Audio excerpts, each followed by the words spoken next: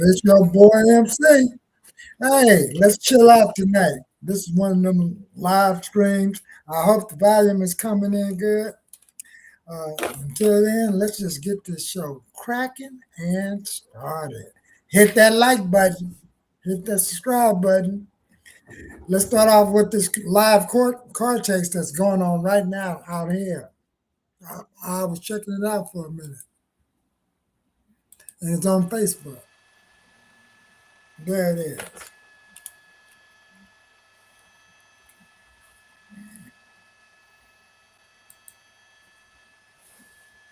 Eastbound 10 at Alameda. The chase now is on the freeway. LA County Sheriff's deputies continuing this pursuit. California Highway Patrol also monitoring this chase. But right now, it does appear that LA County Sheriff is heavily committed here. They are not going to let this guy go, especially after that pit maneuver. They want this guy, and while they've had opportunities to hand this off to other agencies, they have not shown a willingness to do so. This watch commander is very willing to continue this pursuit. Now on the freeway, eastbound 10 freeway, with a little bit heavier traffic. Much rather see this chase on the freeway, considering the dangerous driving that we've been witnessing here. That left rear wheel might be running low on air. Something is a little off there, but it seems okay, but something's a little off. Maybe the tire partially coming off. Hard to say how that pit maneuver affected that wheel, but you can see some damage to the body of that SUV. It looks like a Chevy, maybe a Chevy Equinox. Yep, it's wobbling. As he continues eastbound on the 10, again, a male driver, a female passenger, unknown number of occupants inside that vehicle, and you can see those rear windows are heavily tinted. So right now they're going to operate under the premise that there are just multiple people inside that car.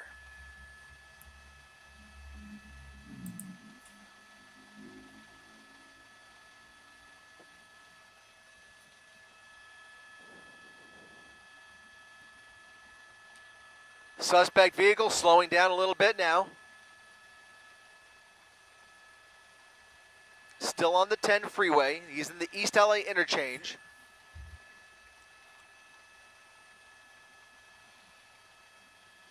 All right, LA County Sheriff now getting into position to create a traffic break behind the suspect. That will clear the way for yet another pit maneuver that we may see at relatively high speeds here. Doubting he's going to slow down anytime soon, but if they can get all those other motorists out of the way, they will try and spin this vehicle out one more time. Now getting over to the left lane. That's going to put him on the 60 freeway, and he is now committed to the eastbound 60. Eastbound 60 here in the East LA interchange. A traffic break is now in effect here along the freeway, and we will see. To see if they're going to be doing a pit maneuver. So I'll keep y'all informed with it. So let's check out what's going on in the Miami homeless crisis. Is y'all ready? Let's check that out for a minute. Because y'all thought it's homeless out here. Wait until you see this.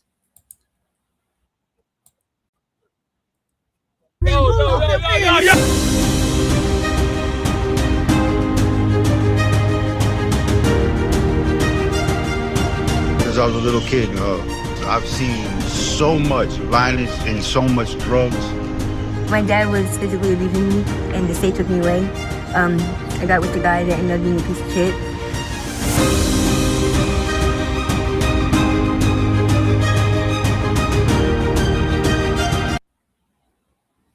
Yeah.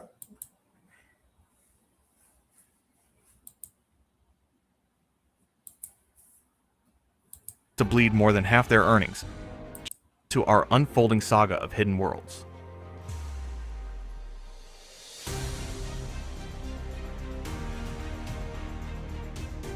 For residents living with the crisis. In the everyday neighborhoods of Miami-Dade County, where close to 2.9 million people go about their routines in a mix of lively urban areas and peaceful suburbs, ordinary residents find themselves navigating a growing sense of unease to these shared experiences, underscoring how initiatives like community kitchens, serving 300 meals daily in Little Havana bridge gaps, while inviting us to recognize our mutual role in fostering safer, more understanding spaces for all. As we continue, look forward to uncovering the quieter battles that add depth to this narrative. Miami.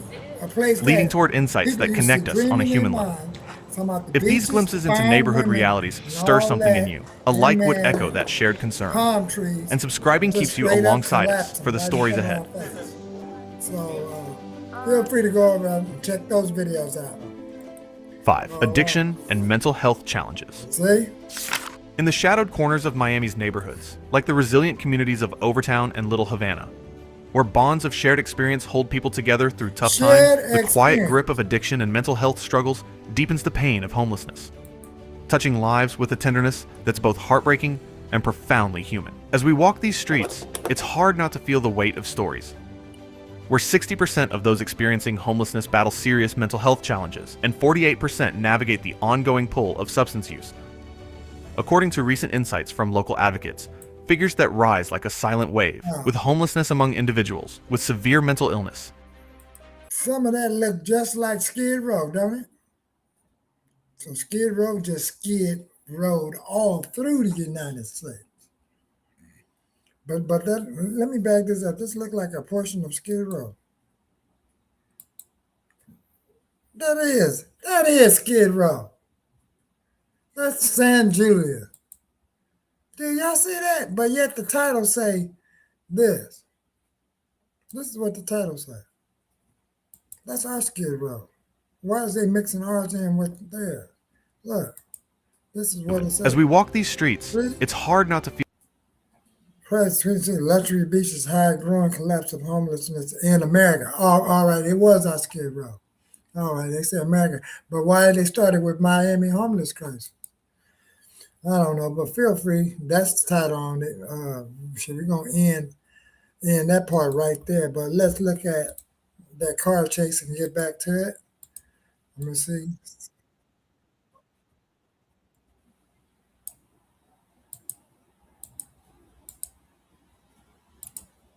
That's what that Traces was doing. Fair use. With him against southbound Grand Avenue, this driver is really putting a lot of lives at risk, and something tells me this is not going to end well. Still doing about 50 miles per hour on downtown surface streets.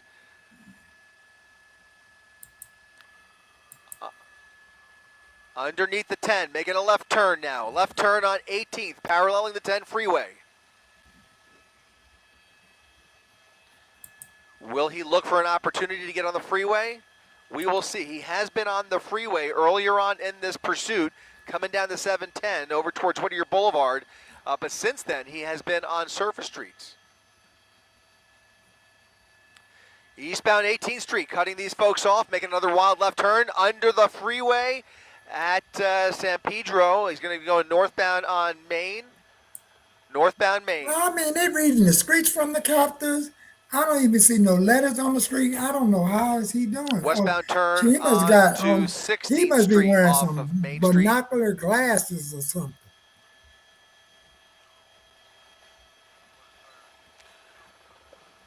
Damn. Looking for any signs of damage to this vehicle. Again, there has been one pit maneuver in this pursuit already that was effective.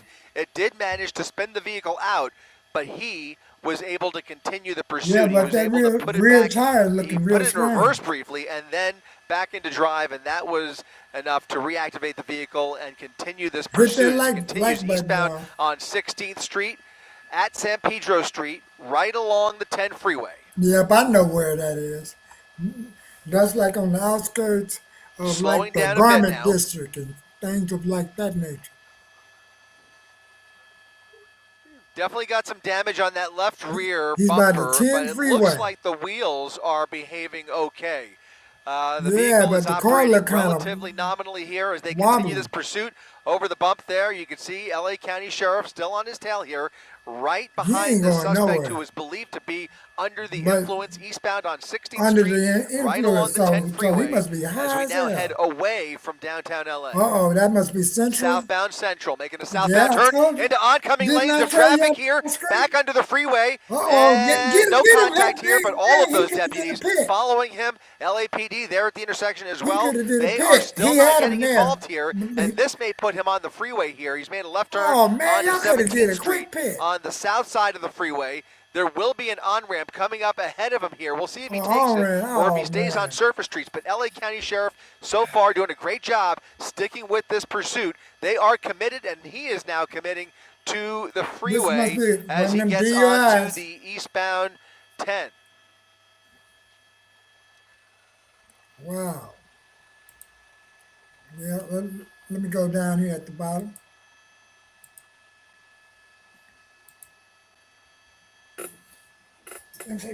Eastbound 10 at Alameda. The chase now is on the freeway. LA County Sheriff's deputies continuing this pursuit. California Highway Patrol also monitoring this chase. But right now, it does appear that LA County Sheriff is heavily committed here. They are not going to let this guy go, especially after that pit maneuver. They want this guy, and while they've had opportunities to hand this off to other agencies, they have not shown a willingness to do so. This watch commander is very willing to continue this pursuit. Now on the freeway, eastbound 10 freeway, with a little bit heavier traffic. Much rather see this chase on the freeway, considering the dangerous driving that we've been witnessing here. That left rear wheel might be running low on air. Something is a little off there, but it seems okay, but something's a little off. Maybe the tire partially coming off. Hard to say how that pit maneuver affected that wheel, but you can see some damage to the body of that SUV. It looks like a Chevy, maybe a Chevy Equinox. It is. As he continues eastbound on the 10, get a male driver, a female passenger, unknown number of occupants inside that vehicle, and you can see those rear windows are heavily tinted. So right now they're going to operate under the premise that there are just multiple people inside that car. Well, let them handle that one, and let's see if we can find us another screen. I wonder what is they out there doing in the food stamps updating. Hey, have y'all heard that news that SpaceX is about to try to go on to the stock market? So we need to be ready for something like that. So if y'all got some stocks and money, you might can blow up.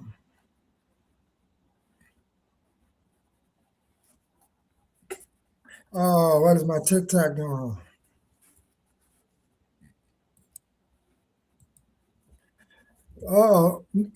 They had. Something's happening. He didn't jump back on the freeway? Look. Play interchange. He didn't got back on a traffic brake is now in effect here along the freeway, and we will see if that primary unit gets up behind him. He got back or on any the closer, I should say. He got to be something tells me we will see him crawl up right up against that left rear any second.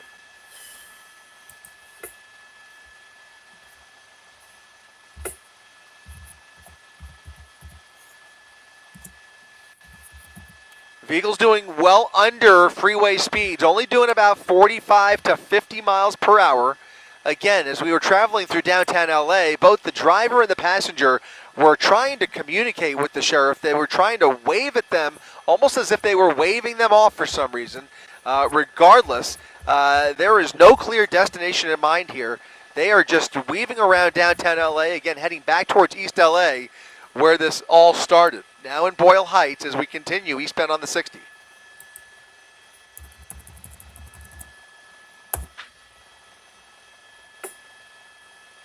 All right, now I'm going to show y'all some of the other stuff that's going on around the other part of the world.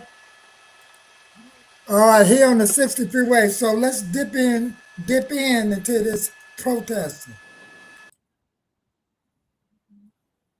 All right, welcome to the show. Now let's really get it cracking.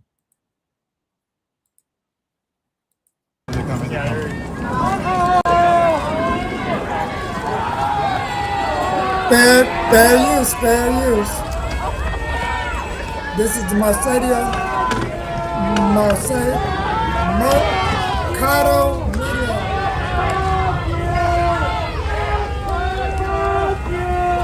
Oh, it's not live. That one's not live. I'm looking for that live one I seen. Taxes was feeling unwelcome. Now Taxes is an open door to new TurboTax stores. Right Meet here, our experts. live. Check it They out. do your taxes, so you can walk out.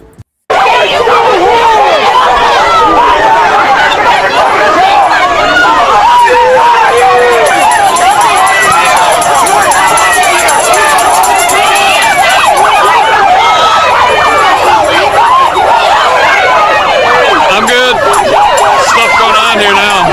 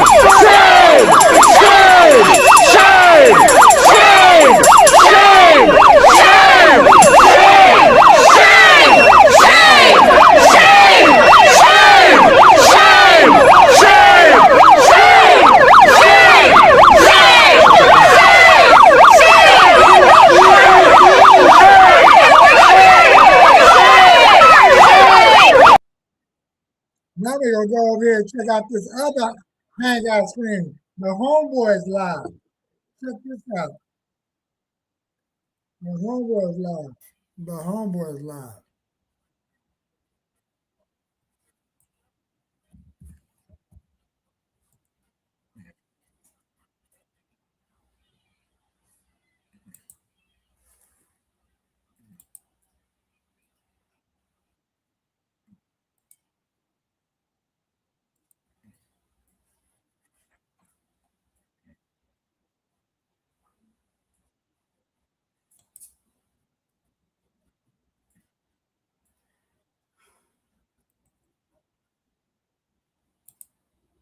Now, I'm going to put this video up for a comparison of some things. Check this out. Isn't it? Right? Huh? Right? And now you got white folk who are saying, no. So she's got vigils being held for it. You got more protests being erupted. Federal buildings are being surrounded. White people, other white people who are malfunctioning are flooding the streets. All right? And the cops are hitting them with tear gas. White people throwing tear gas at other white people. Kids are getting, there's a 6-month-old baby who got exposed to tear gas and ended up in the hospital. Go up here and check the screen out. I'm come back to that. Now I want to pause. Going on with the because see, here's where perspective matters. Okay, I see something with the chase is jumping off. So we're finna jump on that real quick. Yeah, let's jump on the chase. It's right here. They got the car surrounded. Officers, as you see here, this vehicle coming to a complete stop on Hamill Street at Mednick Avenue in Southgate. So they got that car. The vehicle stopping momentarily. Those deputies opening their doors, but now it looks like he's going to keep on rolling. He's going to keep on rolling. Doing about 5 to 10 miles per hour at Mednick. Making a turn, another right turn. He didn't stop. Got the people in that car scared. This is some cold. Yep, dangerous yep. shit, boy. Especially with the The passenger has both hands out the window as this driver is just circling this block here on Dozier Street and Dangler Avenue.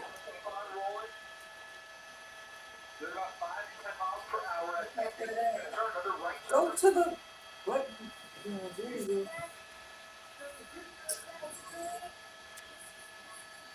Northbound Dangler at Hamel Street continuing to circle the block, almost certainly looking for a chance to dump this vehicle. We might see them try and jump out and run for it, but he is just circling the same block over and over as we circle this neighborhood in East LA on the edge of Monterey Park. Here comes another intersection.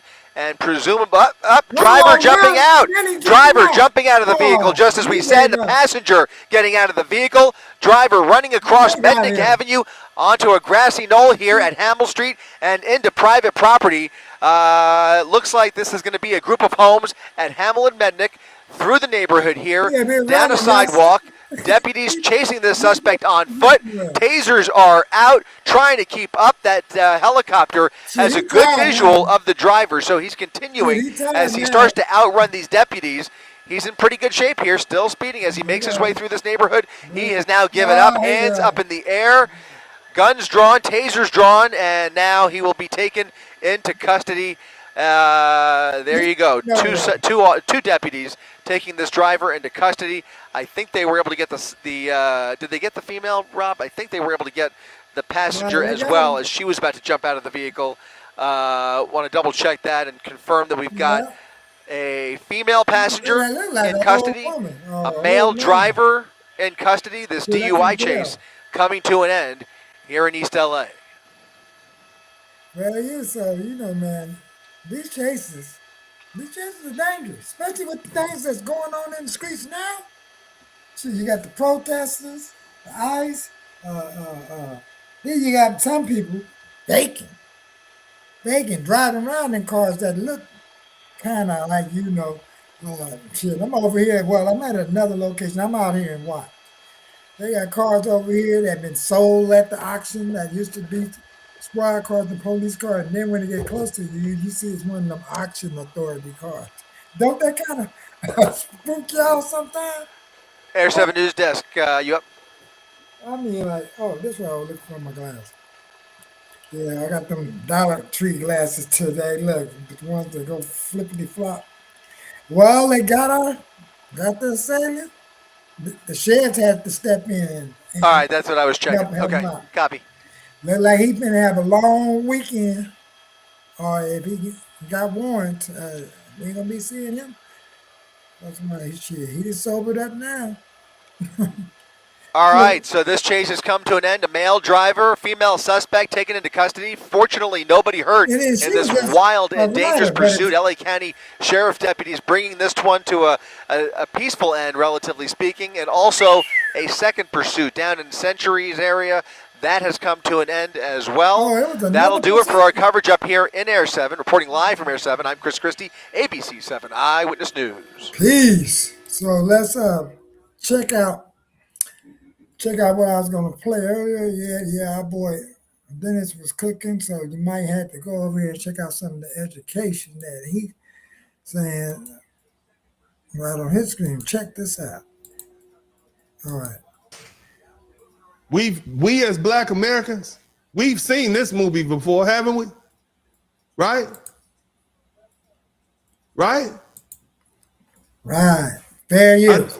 I just told y'all about the white people who are breaking the law and being disrupt Straight from South and confronting federal authorities. Oh, let me reverse. When their conscience tells them something is wrong. That's not new to us, right? Didn't y'all just hear the history lesson that I gave? The white abolitionists broke the law for your black behind. The civil rights allies broke the law for your black behinds. The white clergy broke the law for your black behinds. The white students died for you. They violated the Fugitive Slave Act, which is federal law. They violated the segregation laws, which is state law. They violated order in the name of justice. And many of them paid the ultimate price with their lives. So when you see white people today protesting ICE, blocking streets, confronting agents, risking arrest, risking escalation, give them grace. Give them grace.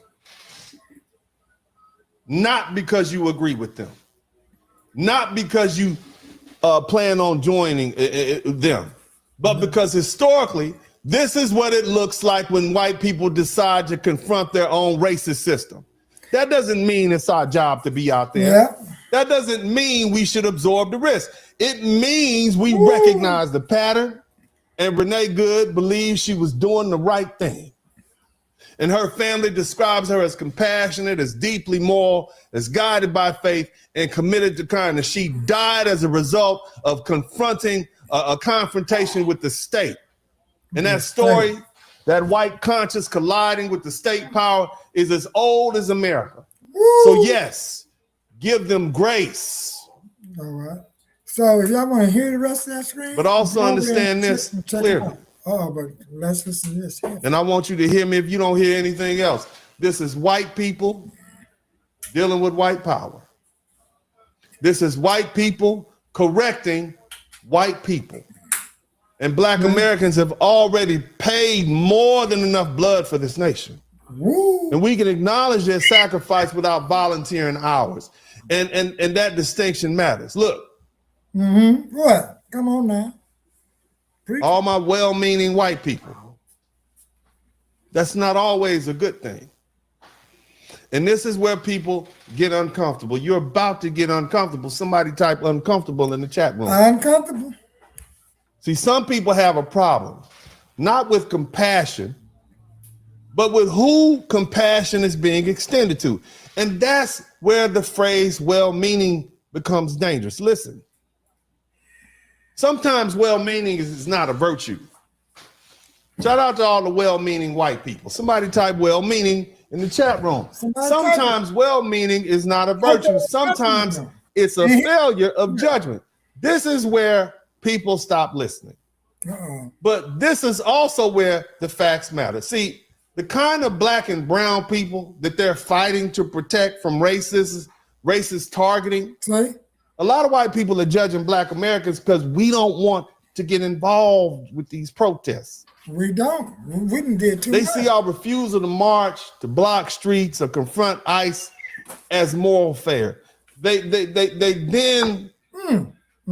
try to compound that judgment by trying to draw corollaries between the civil rights movement, our fight for dignity and citizenship and survival in the country we built, and what the illegal criminal aliens are dealing with today, along with what white activists are facing standing up for them. See, we didn't have a lot of things, the bathrooms, the water fountains. And at that time when that was going on, I was probably in the womb, getting ready to come out the womb, not even knowing what was going on. And then when I came to existence, first thing I seen was this motorcycle rider. He looked like he was one of the motorcycle rider, a hippie or something, right on my wall with the mustache, gold, the brown glowing hair with the gold rim around. And y'all know what I'm talking about. I don't know if he was doing this. Well, it was the Jesus picture. I got to recover. Somebody said it looked like a Harley Davidson rider. So let's get back and listen to them a little bit more. And see, that comparison is offensive to Black people. I think I can speak for most Black. It's offensive. Don't compare us to what's going on. Because it collapses our history, our sacrifice, our status as people who have been here for centuries into the same category as people who just arrived and in many cases have committed serious and heinous crimes. And see, our struggle was about ending legalized racial terror against a foundational population, i.e. foundational Black Americans that built and defended this country, our country. And so trying to equate that with the current immigration fight and shaming Black Americans for not joining it, that's not solidarity, that's disrespectful. Now, ICE just released that the Minnesota officials didn't want this to come out, okay? But what ICE did is they released they released some information. And Uncle D has, I got it for you. I'm gonna always give it to you, whether you want it or not. You're gonna look at it over here. You're gonna see it. I'm gonna let you see. Okay, these are the black and brown people. I want you to see the black and brown people. Get ready, folks. These well-meaning white folk like Renee Good are protesting on behalf of. Racist as it may be. Okay, it's still racist, but these are the people. Okay, can y'all see that? It's the number one button. Let me know you can see it clearly. Are you learning something? Are you learning something? If you learn something, I should earn something. But more important. See, look. So, folks, this is what a lot of that marching is all about. Do y'all see anybody up there that y'all recognize? Well, let's hear the rest of the story. All right, you know the news. I need you to hit that like button, okay? Now, look, we're not talking about vibes. It's not rumors. This is the list. So, according to ICE, these individuals were living freely in Minnesota despite these serious felony convictions and long-standing final deportations order. Some cases go back 20 years. And so we're not talking about traffic violations. We're not talking about paperwork errors. We are talking about hardened, violent felons. And here's the facts. I want you to look at the cats right here, left to right. Okay, this dude, I can't even say the name, Sheridan Pavilion. This man is from he's a Laotian national. He is a convicted sexual crime. He's convicted sex crimes against kids. He has had a deportation order since 2018. The one next to him. We're going from left to right, starting at the top. Tao Vang, another Laotian national, convicted of sex assault, of minor and child exploitation and deportation order since 2006. Look, YouTube, I'm talking about legal criminal matters right now. Please don't demonetize this channel, YouTube. We are talking about criminal activity, okay? And so don't demonetize this. Normally, this is a family-friendly show, but we got to do what we got to do tonight. So this other fella, Chong Vu, a Laotian national convicted of rape and kidnapping. So be mindful, y'all. Be mindful. He said grape. He said grape, not the R word. And I said it also. So let's get back to this part of the show. Okay. Kidnapping of a minor. This is the top three. They still think about that. This is who was running around Minnesota. The deportation order. He's been supposed to be gone in 2004. The one next to him, Yi Yang, another Laotian national, convicted of rape, aggravated assault with a weapon and strangulation. So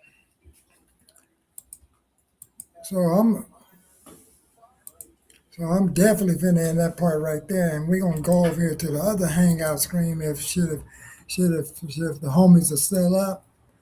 And see what they're over there doing at the Machiza, because they got some funny, hilarious AI video.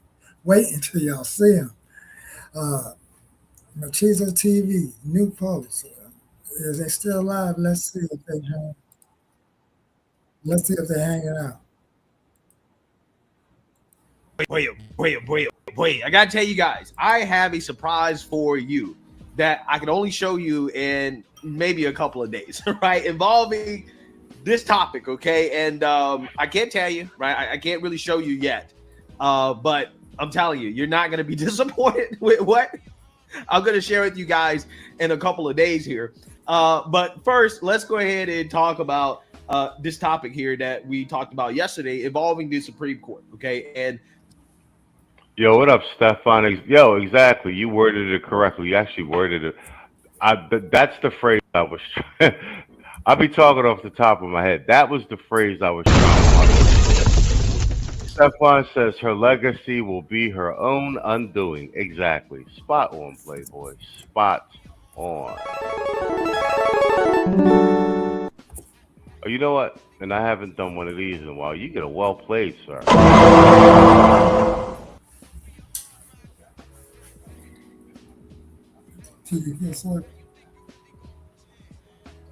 They said we what? Okay, what? You guys can hear me? Yeah, you can. This thing on?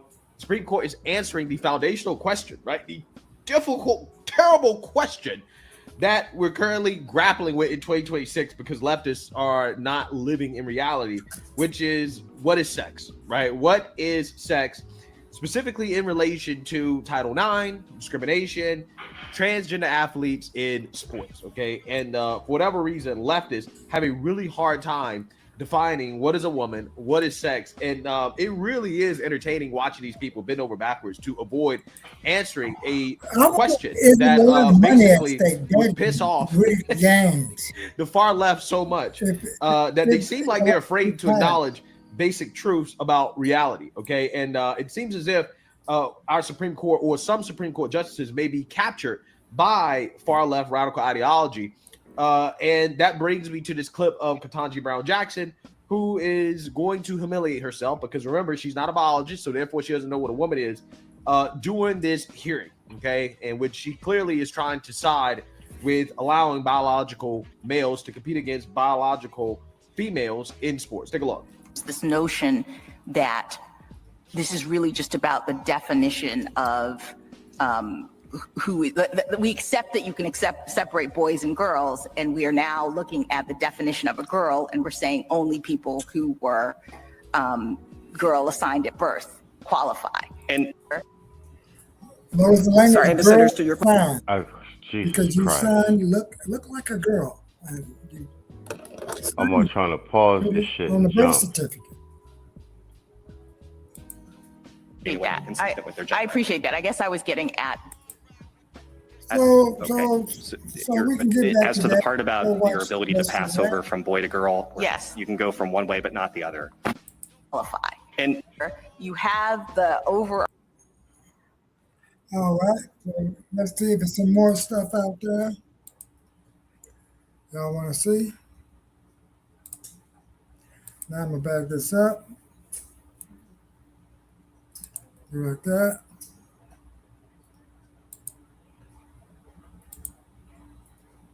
See what my algorithm give me. Oh yeah, I broke the drive-through. Minneapolis. Let's go and check out the protest again, y'all.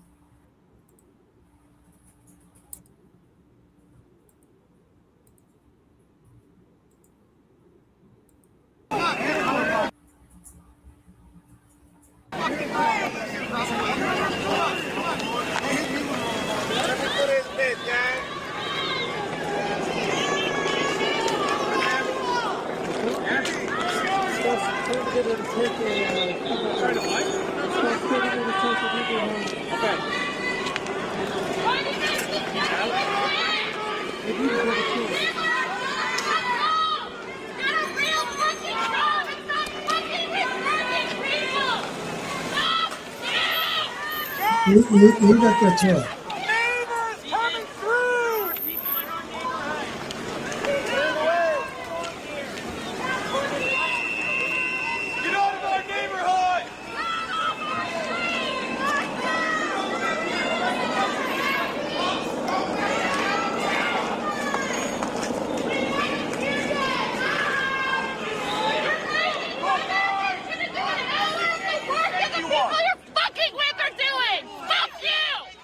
Man, excuse the French, man, but it was sounding like there was a baby or some kids out there. You can tweak your voice. There's so many jobs in the world. Get a different one. This isn't it. United States Army. Iraq and Afghanistan. You couldn't walk a day in my boat.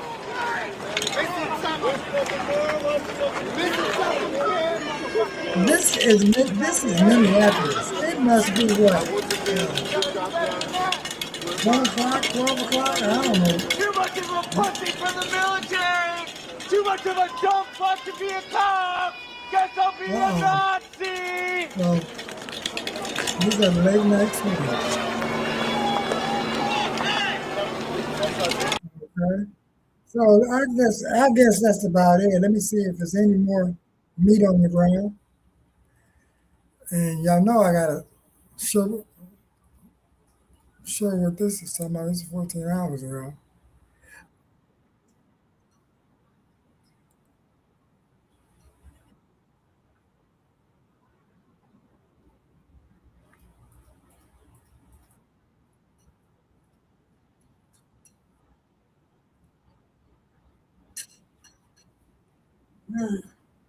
Wow, shrinkflation. Hey, check out this. The one on shrinkflation. No consequences. And I'm not going to go on opening day because I'm not crazy. There was like miles upon miles of cars lined up. I'm like, this right here is an example of what is now being referred to as sneakflation. Lately, by look at that little piece of fish. It's hard to tell. It looks like it's really big, but it's really not. It's probably like the size of a deck of cards. This right here is an example of what is now being referred to as sneakflation. Lately, buying food feels like a scam that we all didn't sign up for. Portions are shrinking. Would you pay what it's worth for this little ass burrito? It's almost the size of the salsa. And if you bought Chick-fil-A before, you know what the salsa package size is. Check it out. Would you pay what it's worth for this small burrito? Size of the salsa? Yeah, I basically make burritos at home now. I will enjoy a Chipotle burrito every once in a while because I do like Chipotle burritos. But everywhere else, the burritos are just they're not good. You end up paying $7, $8 for a burrito that looks like that. And I just have to throw this out there. When did Chick-fil-A start making burritos? Is that a breakfast burrito? Like when did Chick-fil-A start making burritos? I mean, I don't go to Chick-fil-A very often. That's probably why I don't know this, but interesting. I did not know that they made burritos at Chick-fil-A. Is it just me, or has Cane's tenders gotten smaller? What is that? Wow, that is smaller. That is smaller. Look. That is smaller. This looks normal. What the heck is this, though? Come on. So I've never had Raising Cane's. They did just recently put... Let's see.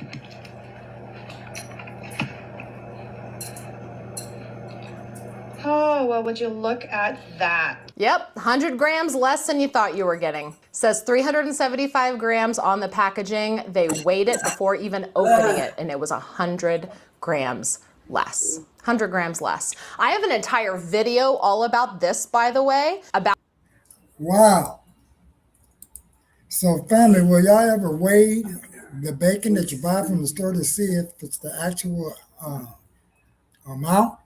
And other foods, shoot, we might have to buy a scale, but look, then the scale company is coming up and stuff, man. There's all kinds of stuff going on, man. Well, you know, that's enough of the chilling out screen. So y'all, until next time, remember that recovery is the inside job.